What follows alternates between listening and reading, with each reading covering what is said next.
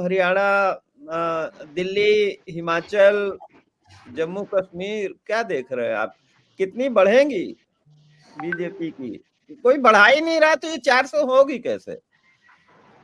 देखिए, ये आपको बताऊं मैं, जेके में 6 सीटें हैं, पंजाब में 13 हैं, 19, हरियाणा में 10 हैं, 29, हिमाचल में 4 हैं, 33, दिल्ली में 7 हैं, 40, और चंडीगढ़ की एक है, 41।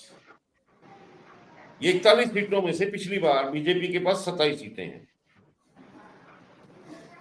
अन्य 2 सीटें अकाली दल के पास हैं, 3 सीटें नेशनल कॉन्फ्रेंस के पास हैं, और इस तरह से अलग अलग हैं, कांग्रेस के पास है।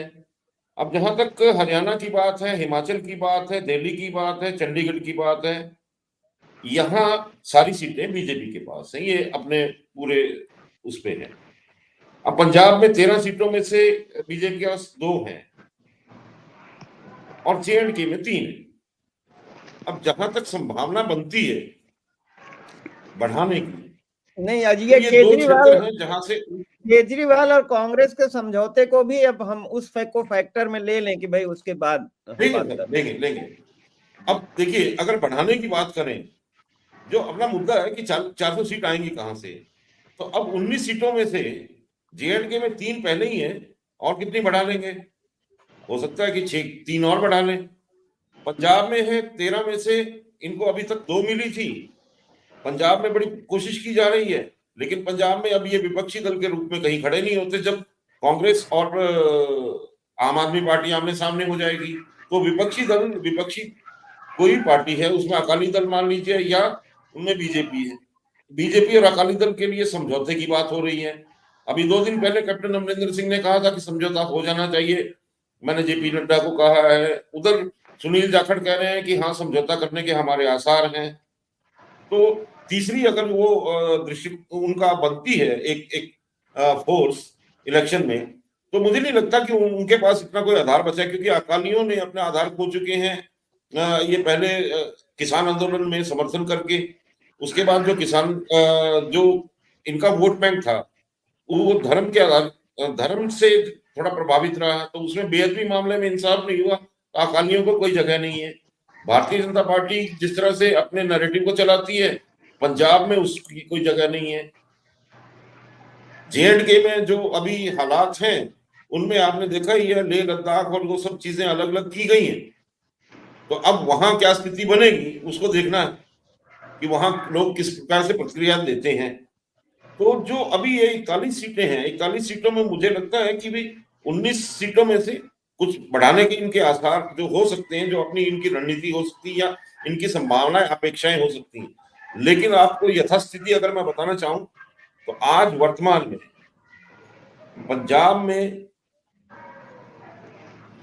ये अगर समझौता कर लेते हैं, तो भी मुझे नहीं लगता कि अब 2 सीटें जो आई थी वो वापस आएंगी। हरियाणा में पिछली बार 10 की 10 सीटें इनके पास थी। अब हरियाणा में 50%, 5 सीटें निकाल सकते हैं। 5 सीटों पे कांग्रेस की मजबूती साफ दिखाई देने लगी।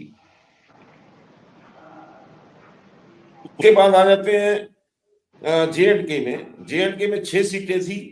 अब उनकी डिलिमिटेशन होने के बाद रीफिगरिंग हुई है ना, तो उसमें जी। इनकी जो संभावनाएं हैं वो बड़ी कमजोर है। अब रही बात हिमाचल प्रदेश की, 4 सीटें थी। 4 सीटों में से जो अभी हिमाचल के विधानसभा चुनाव हुए हैं, उसमें जिस प्रकार से कांग्रेस ने जीत हासिल की है, उन 4 सीटों में जो मुख्य सीट है हमीरपुर, कांगड़ा, मंडी और शिमला। शिमला की सीट जो है वो शेड्यूल कास्ट में आती है। बाकी 3 सीटें, हमीरपुर से अनुराग ठाकुर आते हैं, जेपी नड्डा की कॉन्स्टिट्यूएंसी मंडी के बीच वाली है। तो ये वहां विरोधाभास है, और वहां की जो स्थानीय विधानसभा सीटें हैं, वहां इन्होंने लूज की है, तो उसमें संभावनाएं बड़ी कमजोर होती हैं। चंडीगढ़ तो की सीट है, किरण खेर जीती थी।